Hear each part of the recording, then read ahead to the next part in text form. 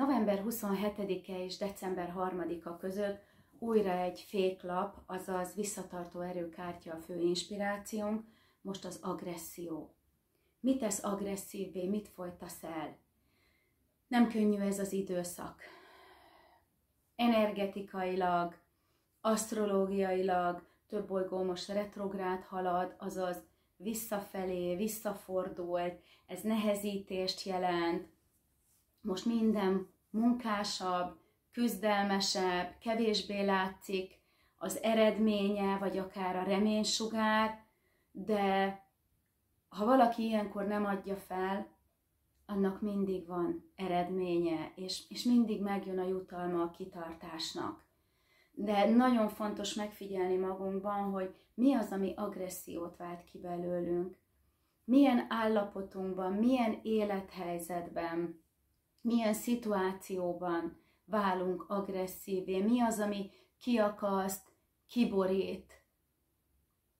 És ha nem borít ki semmi, akkor azt kell megnézned, hogy miért nem mersz már érezni. Nincs olyan, hogy minden jó úgy, ahogy van. Minden rendben van úgy, ahogy van. Elfogadom, de attól még nem biztos, hogy jó.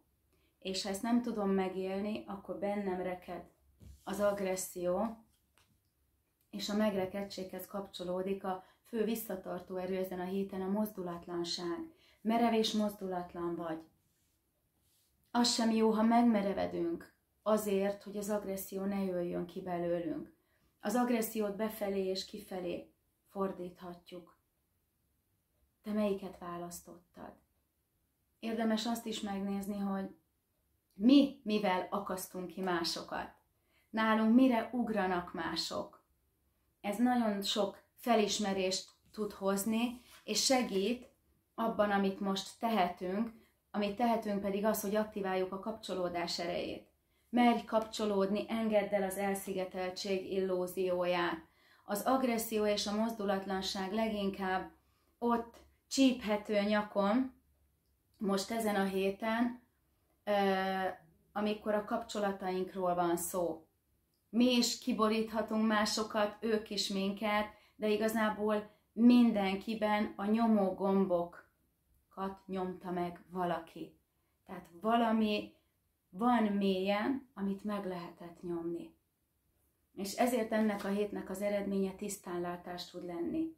Vagyis az, hogy már tisztán látod a külvilágot és önmagadat is. Így képes vagy meghozni a számodra igazi, helyes döntéseket. Kell, hogy tisztán lássuk azt, hogy mikor tudunk harmóniában lenni, és hol borul meg az a harmónia. Hol lesz belőle egyik pillanatról a másikra agresszió.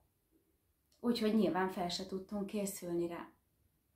Amikor ezt felismered és megérted magadban, akkor azokat a helyzeteket fel is tudod dolgozni.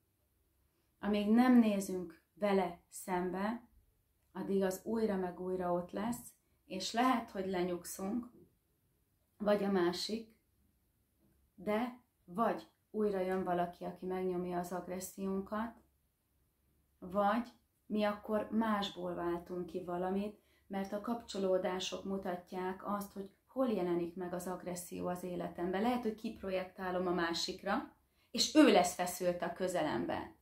Érdemes megfigyelni, hogy mikor. Lehet, hogy nem benne van a feszültség, hanem te nem vagy hajlandó szembenézni vele, és ezért ő érzi meg, és ő reagálja le. Lehet, hogy fordítva van. Lehet, hogy azt veszed észre, hogy egy vagy néhány személynek a jelenlétében sokkal feszültebb vagy. Egyik pillanatról a másikra, vagy rosszabbul vagy.